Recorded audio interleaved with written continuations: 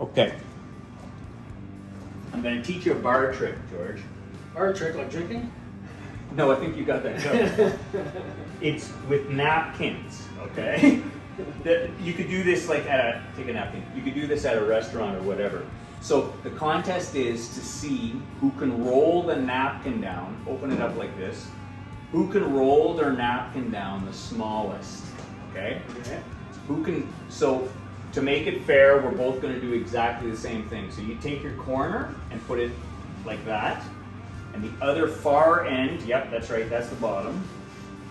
So put it through your hand like that, right? And you're gonna squish up the bottom. See it? Yeah. Okay. Squish it, keep the top out. Squish up the bottom like that inside your hand. Yeah. That's how you start. So everything's all fair like that.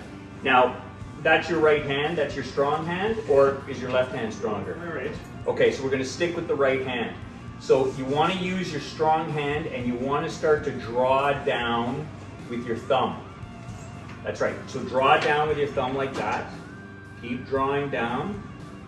And then you can use both hands for a bit. Keep squishing and rolling in your fingers. Make it small. Keep getting it smaller. No, that's it, you got it. Put your hand facing out like that though. You'll find that your fingers work better. Keep squishing like that. Squish it down. And then between your middle finger, that's right, you got it now. And then between your middle finger, right? Between your middle finger and your thumb, keep rolling, keep rolling, keep rolling until it's almost gone. Like that. Now what's left? Very good. Oh, you're hiding stuff. Well, how big is it? That's actually not bad. Open it up. Try not to tear it. Where's my lighter? I can actually, so what you do is, once you have it squished down, that wins you the bet. So now you have money, because you managed to squish it down farther than the guy you bet. With that money, you're going to pick up the ladies. Right? That's right. So grab the lighter. So what you're going to do is you're going to pick up the ladies and buy them drinks with the money you made. You did pretty good. Look at how squished it is. Okay, so what we're going to do is we're going to take the middle of it like this, okay? Just get it right like that.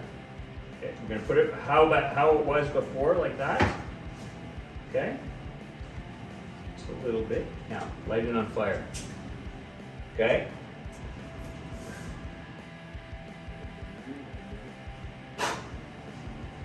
Squish it like that, and look. No hole. Oh my God. You can repair stuff, and that's gonna get you the ladies. Not the credit cards. Ta-da! Thank you. Good job. How'd it look? Look pretty good from here. It's danger. My last Sparks coming all over you. That's a really old trick. It's the Sunday Morning Magic Show. Welcome back. Thanks for coming back.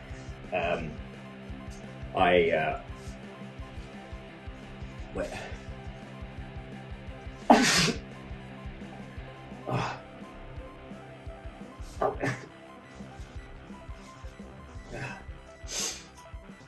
I know, silly. I gotta work out some kind of handling, but it's been a busy week because I got some noses. Yeah, so you can see that the whole napkin thing that goes with the cutlery routine, it's starting to take some shape. I've got a lot of different pieces. I think that this squeezing down routine there is a good opener. I found a supplier for flash napkins, so that might be like a really good beginning. I don't know what I'm going to do with it. Maybe mixed with the old-fashioned, burn the napkin and then it's restored thing that I did there. And the reason why I was doing the shirt trick there last week is I think that's also going to work in with there's many different reasons. I think a good traveling gag or callback or what do they call that?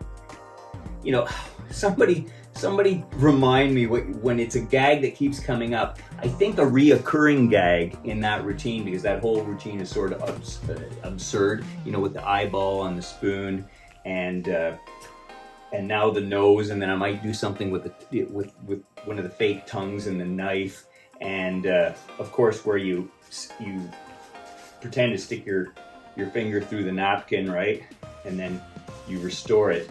I think sticking things through the napkin and destroying the napkin and bringing it back, I think that should just be a running gag. I think they call it a running gag throughout the routine. So that routine's really coming together good. In fact, I'm even learning some spoon bending. I found just a 2-part small bend, big bend spoon routine thing from Osland, I think is his name. Anyway, 2 of his moves, I really like the way they look. So I'm even learning a little spoon bending to put in, and I came up with a way, very simple way, to do the circle and the star routine by taking a napkin and putting the ESP signs on it and tearing it into the ESP signs, the 5 different signs, balling them up, and then putting them in a napkin, right, like that, for someone to choose.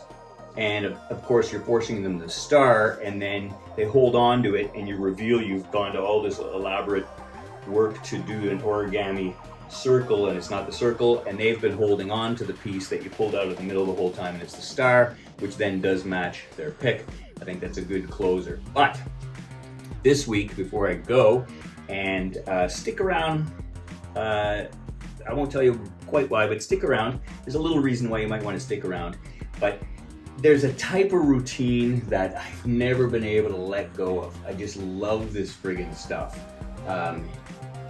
Here's a hint. Hey, check this out. Just a couple of ropes. Now, this trick doesn't really need any explanation because everybody loves rope magic, right? All right, we'll see. Now, I don't actually need 2 pieces of rope. I need more like 1 long piece of rope. So I'm gonna do as magicians are sort of known to do, and I'm gonna cheat and tie them together like that. Okay, now we have 1 long piece of rope. Did that move? Did you see that move? I think that definitely moved. Yeah, I thought so. This knot is not a real knot. Okay, you endured the corny lines because rope magic has to have corny lines. It's written in a guide or a manual somewhere, I'm sure. But now we do have 1 long piece of rope, like I needed. So I'm going to tie a knot in it that can't come undone. And the way I'm going to do that is very, very simple. I'm not just going to twist it once or twice, as most laymen do, common folk. I'm going to give it the magician's knot, where you twist it 3 times like that, so that there's no possible way that this knot can come undone. But even though it's knotted really well, I can still create the illusion that it's creeping down the rope. Look at that. It creates the illusion that it can still crawl down the rope, even though it's a thrice twisted knot. And hey, look at that. Ooh. It's a circle for some reason, because magicians are just odd. Thank you very much. And we're back. Okay, yeah, so ropes. I keep revisiting ropes. I friggin' have a soft spot for rope tricks. I think maybe because one of the first tricks I learned was the rope, the cut and restore, where you grab the middle and you bring it up and you cut it, and then you have the fake knot. And I always performed it. It was a staple, and it always played really, really well. I mean, I did the professor's thing, and I did a rope with 2 ends and a middle, and then a rope with no middle with 4 ends. The rope always played big. I always used it as filler stuff, like a callback. I would call back and do a rope trick, and then later on do a rope trick, and later on, and my last rope trick in the routine would be audience members holding the rope and pulling back and forth, a little tug of war, or maybe some skipping, and then do the rope through the body. So it was a big rope trick to finish a succession of rope tricks. Man, they always played really well, but I never routined them. I never got down to routining it. And I saw an old trick from Pavel, not the super walking knot, which is very cool, just his trick where you have a rope and you pull it through your neck a couple of times, just the old rope through the neck trick, which is a good lead up to the big long rope, routining wise. And then the second time you pull it through, it has a knot in it. It somehow gets knotted, and you make a joke about, you can make a joke saying, I felt that go through, or good thing that didn't get me, or something. Anyway, and you keep tying it up into a bigger and bigger knot, which then gets plucked off, and you just have a short little rope. It's just such a cool friggin' little trick that I don't think I'm gonna give up. I think my other two routines, the jokers and the cutlery and the napkins with the little lunch kit and everything, that's coming together good. So I think I'm gonna finally flush out the rope routine, because I need to have at least 3 to 5 good routines that don't step on each other. That way, if I had to stack them together to make a longer show, it would work. But they would be a story of their own. They would be encompassed in their own. Because when I used to pepper the rope in a long routine, too many magic shows, there's a bunch of great tricks, but you forget most of them because you don't even know how they happened. You don't even know how they worked, and you just keep seeing this succession of all these great tricks, but because there's no theme or story holding sections together, it's not memorable. And people remember how you made them feel, not what you showed them. I think that's the way the saying goes. Anyway, and I think one way to do that is to make mini routines and put them together, and then you break them up and put them together based on how the crowd's reacting, how long the show needs to be, blah, blah, blah. So glad you stuck around, because anybody who stuck around this far, I would like to reward you today.